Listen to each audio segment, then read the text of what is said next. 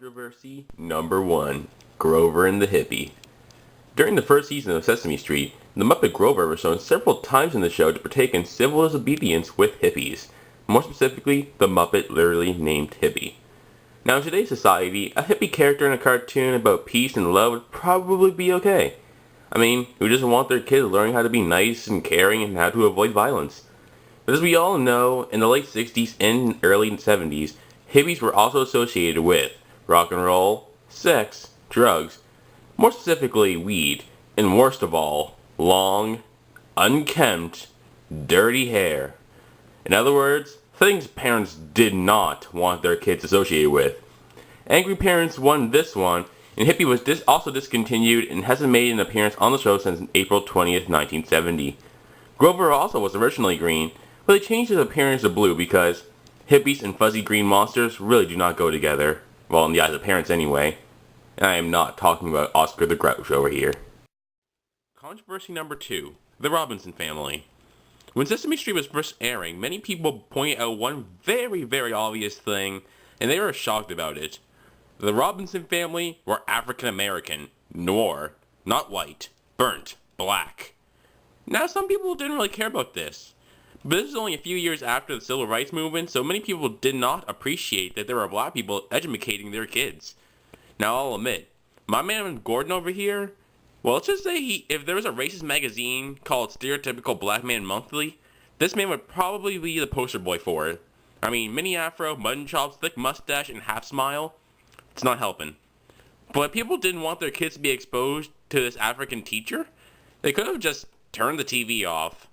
And before you ask, yes, the parents complained. But seriously, their argument for this one was pretty weak. Because it was something on the lines of this.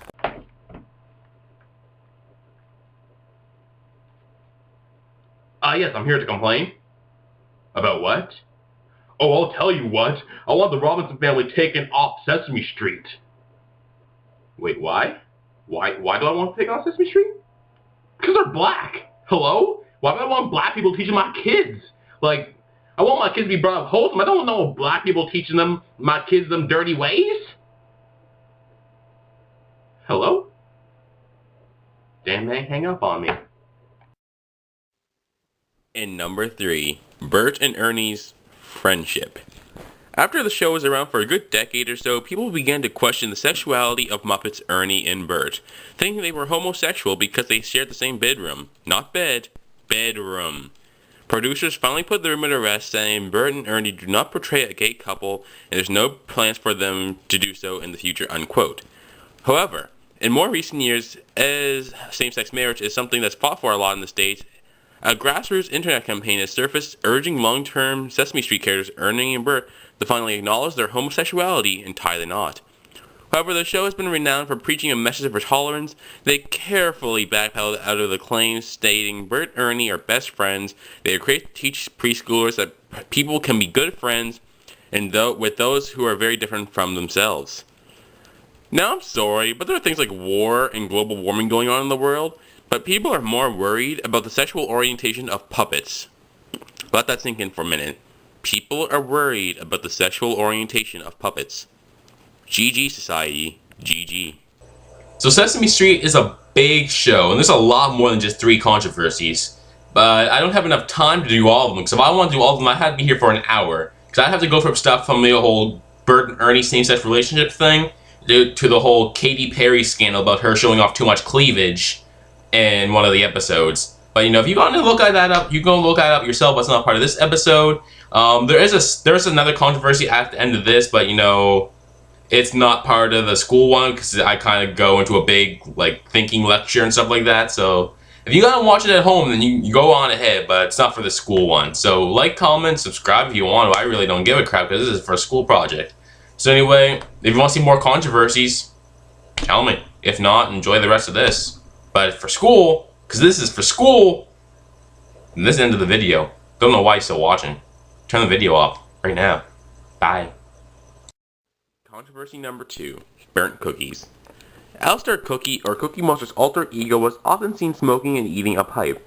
Of course, angry parents got this taken off the air too, and the pipe was taken away forever. But this made me curious as to how he could eat the pipe in the first place. The probable lethal dose of nicotine has been reported as between 40 and 60 milligrams, the total amount in about 2 cigarettes if all nicotine was absorbed. And let's assume it's all absorbed because he ate it. Now let's assume that Alzar's pipe had nicotine in it because smoke came out of it on occasion. Now pipes normally have less nicotine in them than cigarettes or cigars, but the fact that he ate these, and normally more than once an episode, makes up for that fact. It was confirmed that he ate a glass pipe with the end being made out of cookie. So the next question is, can you eat glass? Well, the answer to that is yes, if it was crushed into an edible-sized powder before ingesting it, but this was not the case as he ate it whole. So assuming he could actually chew up a pipe, the swallowing action alone would cause extensive damage to his mouth, esophagus, and stomach.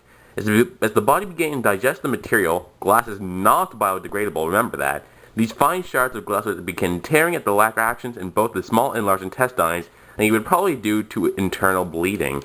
So before even the nicotine poisoning came in, he would probably die to, internal bleeding.